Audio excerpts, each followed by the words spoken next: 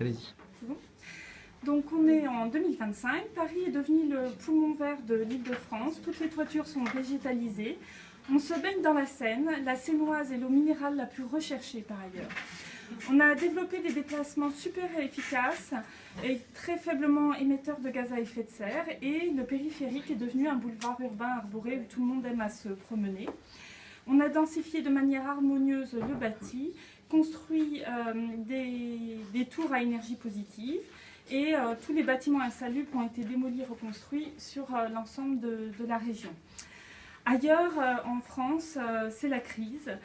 Dans la Creuse, territoire devenu surpeuplé, des gangs sévissent et tuent des vieux, des promoteurs redécoupent le foncier, la règle est de 25 mètres carrés pour une famille de 4. Des familles sévissent également à Grenoble, le taux de suicide est très élevé, les gens meurent d'asthme du fait de la qualité de l'air et le saturnisme atteint des taux records. Les activités extérieures sont interdites pour les enfants. À Nice, enfin, les parcs et jardins ont disparu. On a construit sur la mer, les poissons ont également disparu, on ne peut plus se baigner. Les produits alimentaires de base sont devenus trop onéreux.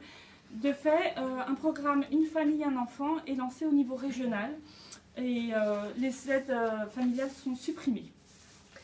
Mais grâce à l'agenda 21 local, à l'échelle francilienne, nous avons réussi à endiguer ces phénomènes grâce à une gouvernance facilitée et l'outil Vision Plus 21. Nous avons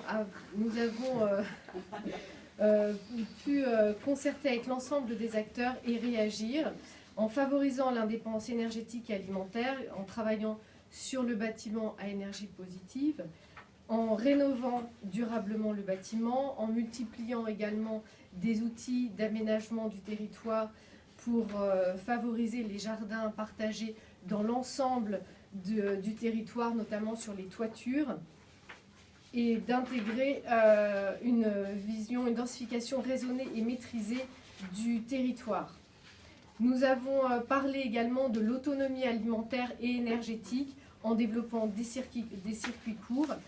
Et nous finirons ce journal avec les 5 orientations, les 5 décisions qui nous ont permis de pouvoir endiguer les phénomènes dont nous avons parlé. C'est l'articulation de chaque échelon du local vers le régional qui nous a permis d'aborder l'éco-responsabilité avec l'outil Vision Plus 21, de développer aussi des outils de protection de la biodiversité et des espaces naturels, notamment le STRIF, en traitant très finement les zones de densification et en isolant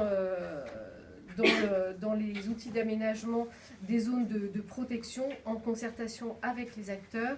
Nous avons également travaillé sur la promotion du bien vivre ensemble en mettant l'accent sur la valeur d'usage plus que la valeur de possession, en valorisant également l'économie circulaire dans l'ensemble de nos thématiques et puis en agissant également sur la politique familiale.